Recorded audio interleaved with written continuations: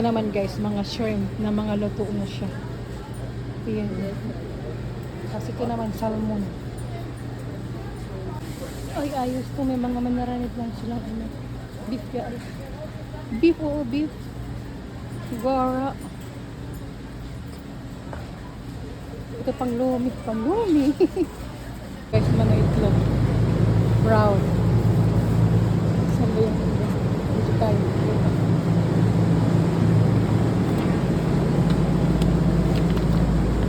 Ito kukunin ko. Ay! Ito naman guys, yung mga mayonnaise nila. Yun oh. Pero parang bawal na kayatang bumili sa isa lang piraso eh. Ewan ko lang. Kasi alam ko wholesale dito eh. Gas oh. Basmati, my favorite rice. Ito naman siya royal basmati. Ano kayang pagkakaiba nila? Organic to. Ito hindi. Pero masarap to guys. Bet na rin yung asawa ko. Yung ganitong rice. Ito naman jasmine. Okay guys, tapos na kami mag-grocery. Na ito na kami ang sakyan namin. Ito na yung pinamili namin. Ang dami akong chicken feet. I'm happy. Kasi paborito ko yun inadobo.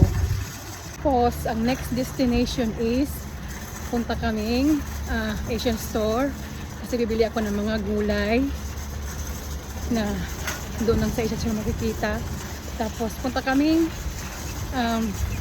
buffet, Chinese buffet. Mag-buffet kami ngayon. Kasi miss ko nang kumain ng buffet. How you doing? How you doing? Nagano na siya, nalagay siya dito sa trunk ng mga grocery. Excited ako sa aking paang manok.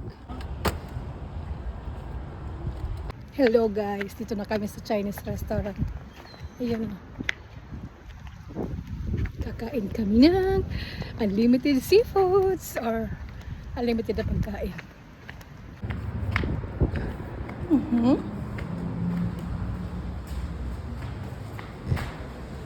Enter.